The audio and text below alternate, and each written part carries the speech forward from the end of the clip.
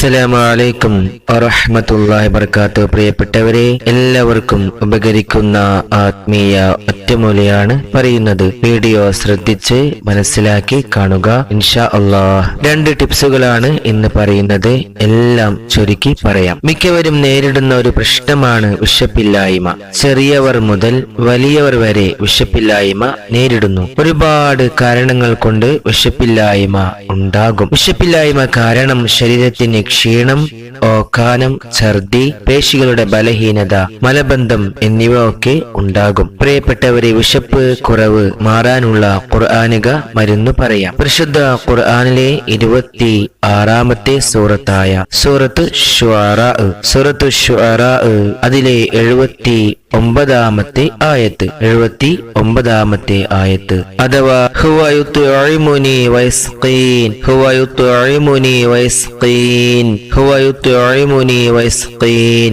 ഈ ആയത്ത് 11 തവണ ഓതി കഴിക്കുന്ന ഭക്ഷണത്തിൽ അല്ലെങ്കിൽ വെള്ളത്തിൽ മന്ത്രിച്ച് കുടിക്കുക അല്ലെങ്കിൽ കഴിക്കുക. 2-ാമത്തെ ടിപ്സ് പറയാം. വിശപ്പ് വർദ്ധിച്ചാൽ അഥവാ പതിവിൽ കൂടുതലായി അല്ലെങ്കിൽ കൂടുതൽ അളവിൽ ഭക്ഷണം കഴിക്കാൻ തോന്നുക. അമിതമായ വിശപ്പ് ഉണ്ടായാൽ സ്വാഭാവികമായും ശരീരഭാരം, പൊണ്ണത്തടി എല്ലാം വർദ്ധിക്കും. ആവശ്യത്തിന് വിശപ്പ് ഉണ്ടാകണം, എന്നാൽ അമിതമായ വിശപ്പ് നന്നല്ല. പ്രിയപ്പെട്ടവരെ, വിശപ്പ് കൂടുതലായാൽ ഈ പറയുന്ന കാര്യം ചെയ്യുക. സൂറത്ത് ദാരിയാത്തിലെ 22-ാമത്തെ വചനം അഥവാ വഫിസ്സമാഇ റിസ്ഖുകും വമാ തുഅദൂൻ, വഫിസ്സമാഇ റിസ്ഖുകും വമാ തുഅദൂൻ, വഫിസ്സമാഇ റിസ്ഖുകും വമാ തുഅദൂൻ. ഈ ആയത്ത് 11 തവണ ഓതി വെള്ളത്തിൽ മന്ത്രിക്കുക. ഭക്ഷണം കഴിക്കും മുമ്പ് കുടിക്കുകയും ചെയ്യുക. ഇങ്ങനെ ചെയ്താൽ അമിത